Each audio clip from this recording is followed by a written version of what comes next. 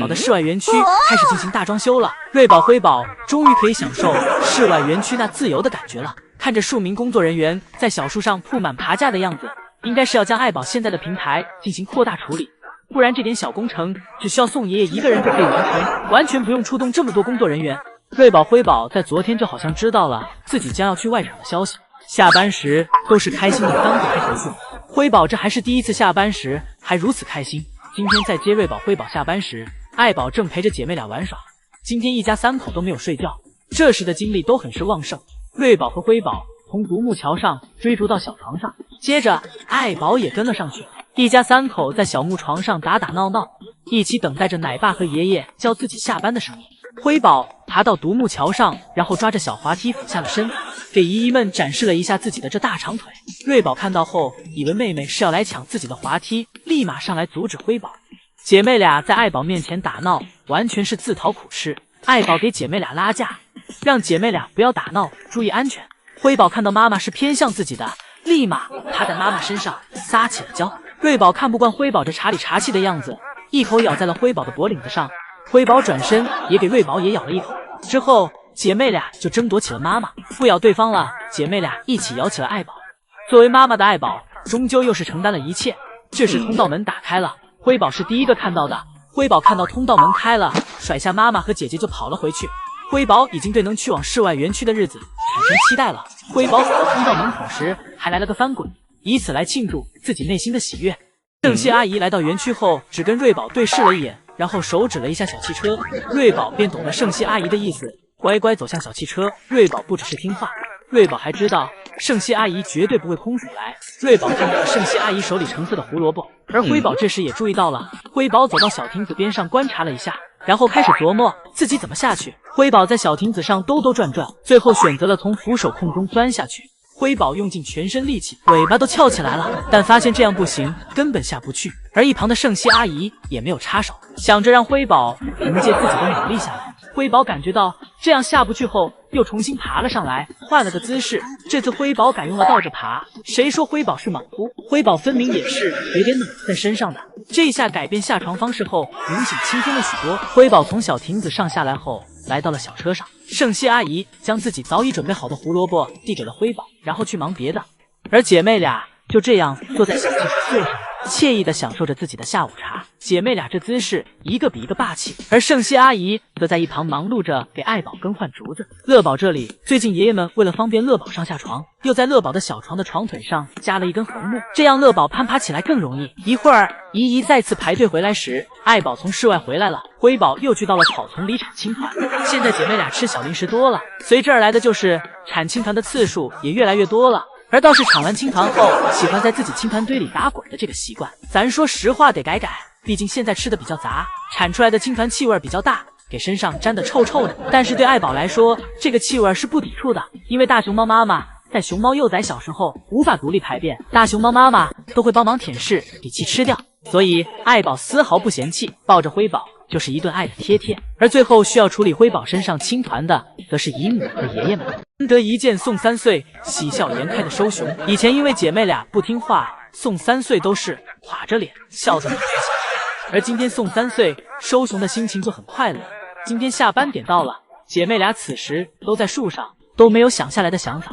这时眼看天也不早了，宋3岁这时来到园区，打算跟姐妹俩谈谈从小树上下来的条件。宋3岁原本想用老办法，拿着小苹果给姐妹俩放在嘴边闻一闻，但不给姐妹俩，依靠着小苹果的诱惑力，让姐妹俩顺从。给姐妹俩闻过小苹果后，宋3岁便坐在了小亭子上，打算守株待兔了。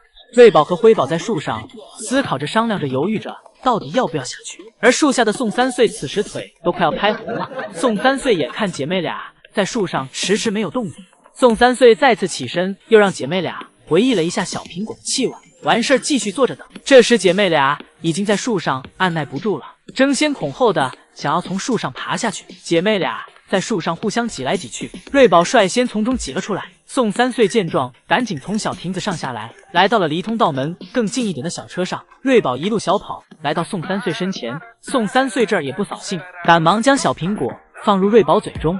宋3岁给瑞宝调整好位置，自己站在后排，跟瑞宝讲自己准备好了，瑞宝可以发车了。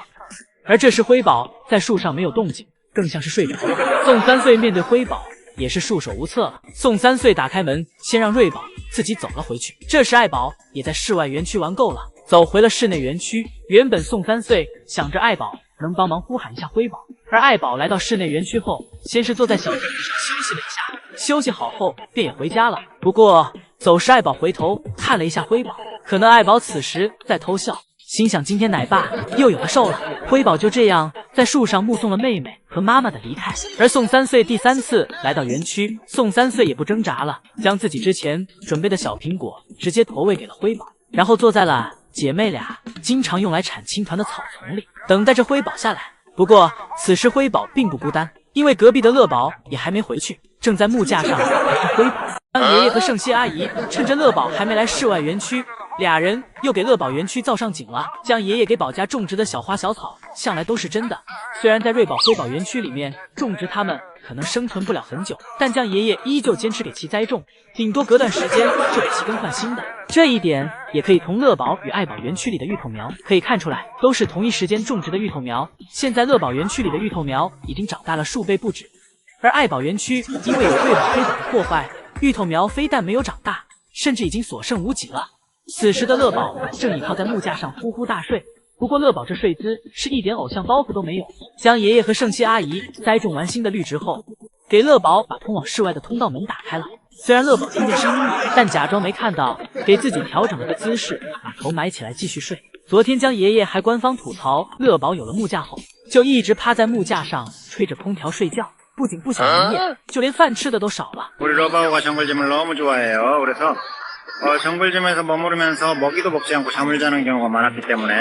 这给江爷爷心疼坏了，生怕他这块300斤的大胖儿子瘦了。江爷爷眼看自己在室外苦等了乐宝半天，乐宝都没出来，于是来到园区呼喊乐宝。但是最近乐宝有了木架后，园区已经没有人可以管得了他了，就连江爷爷也没办法了。乐宝听见了爷爷的呼喊，但表示自己就是不下去，无奈江爷爷只能让乐宝自己玩。等一会儿乐宝来到室外后也是真饿了，一连炫了好多根竹子。乐宝现在真是不饿到自己顶不住了，是不会从爬架上下来的，就跟人类小孩玩手机玩不够一样。虽然乐宝已是3个孩子的爸爸了，但依旧是妥妥小孩模样。3、2、1 Go！ 瑞宝看到爷爷扛着竹子回家了，瑞宝趁爷爷不注意悄悄跟了上去。瑞宝计谋成功，真的溜了进去。不过瑞宝只是在里面待了几秒就被爷爷无情的拖了出来，因为这时候离下班还有一段时间。而瑞宝则哭喊着干什么干什么，我不是员工吗？我走这个门有什么问题吗？生气的瑞宝连扇爷爷好几个巴掌，然后又跟着爷爷转了好几圈，可见瑞宝这次的情绪真的很大。将爷爷连连认输投降，但根本不管用，瑞宝直接给爷爷逼到了园区的另一头，直到将爷爷被迫动用外界力量，用饮水盆水攻击瑞宝，瑞宝这才放弃，转头跑走。不过瑞宝这只是暂时的撤退，等一会儿爷爷离开饮水盆了，瑞宝又冲了上去，这几圈跑的瑞宝连滚带爬的，踉踉跄跄的。将爷爷奔跑时故意在滑梯上放了一块胡萝卜，以此来讨好瑞宝，转移瑞宝注意力。而眼看刚给瑞宝哄好，辉宝这里又冲了过去，姐妹俩这是轮番上阵啊，给将爷爷撵得气喘吁吁的。姐妹俩直接给爷爷撵回家才算为止。瑞宝扒着小门，还想着给其打开呢。瑞宝对着通道门又是一顿猛敲。此时房间里的江爷爷根本不敢发出声音，想着只要假装里面没人不理瑞宝，瑞宝一会儿就走了。一会儿瑞宝眼看里面没有任何动静，便离开了。中途瑞宝被辉宝拦截了，又是一顿折腾，瑞宝今天的运动量直接爆表了。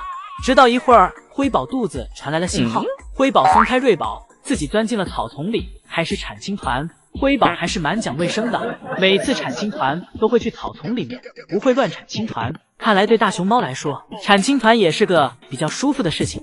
辉宝的嘴角止不住的上扬。